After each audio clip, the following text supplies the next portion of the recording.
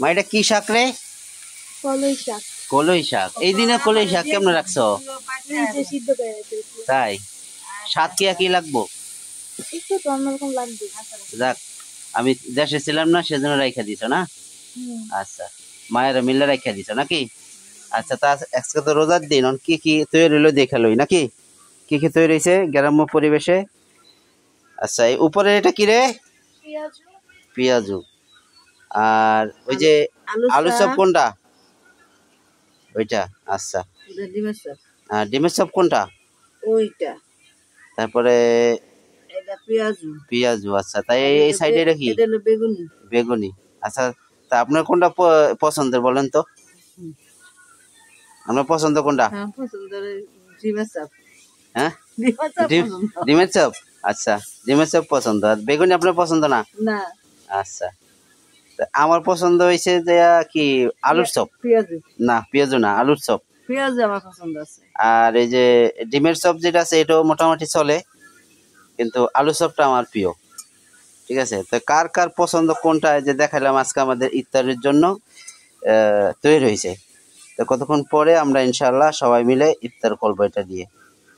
তো কে কোথা থেকে দেখতেছো এটাও লেখা দিও, ঠিক আছে? আর অবশ্য এই জিনিসগুলো খাওয়া তত একটা ভালো না স্বাস্থ্যের জন্য, কিন্তু মানুষের যে লোভনীয় মুখের স্বাদ সেজন্য খায়, তাই না? এই যে আমার মায় এখন পাশে বসে বসে হাসতে হাসে কথা শুই না, ঠিক আছে? এই আর কি। তো রোজার দিনে আর এই বুট পেঁয়াজি কো এই যে দেখো, এখন এই যে অপেক্ষায় ছিলাম, মায় এই যে বুট বানাইছে, এটার কথা লেখেন। একবার গ্রাম্য পরিবেশ, কোনো পরিবেশ না যে সুন্দরী বেরোনোর কথা না, এটা একবারে গ্রাম্য পরিবেশে আমি ভিডিওটা বানাইতেছি। গ্রামে যেভাবে মানুষ ইফতারি করে, ঠিক আছে? এখন এই যে ফল আছে, ফলগুলো কাটতে একটু সময় লাগবে, সেজন্য আমি করতেছি না। তো যাই হোক, অসুবিধা নেই। রোজা রয়েছি, তারপরেও একবারে মুখে লোভনীয়, মানে কি বলে, লোল এসে গেছে। আমরা গ্রাম্য ভাষায় বলি না, লোল আসে। তো মায়ের কথা শুনে হাসতেছে, ঠিক আছে? এইটি একটা আনন্দ, বুঝছো? গ্রামের বাড়িতে সবাই মিললে একটা জিনিস করলে এটা একটা আনন্দ, ঠিক আছে? যৌথ পরিবার, আমরা হলো যৌথ পরিবার, সেজন্য আমাদের সদস্য সংখ্যাও বেশি। তো আমরা জিনিসও বানাইছি বেশি ইনশাল্লাহ। তো সবাই মিলেমিশে আজকে ইফতার করব, সবাই দোয়া করো, ঠিক আছে?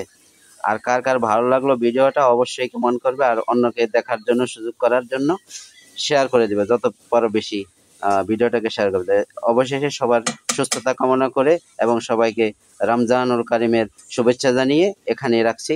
আল্লাহ হাফেজ, সবাই ভালো থাকবে। আসসালামু আলাইকুম। ওয়ালাইকুম আসসালাম ওয়া রাহমাতুল্লাহি ওয়া বারাকাতুহু।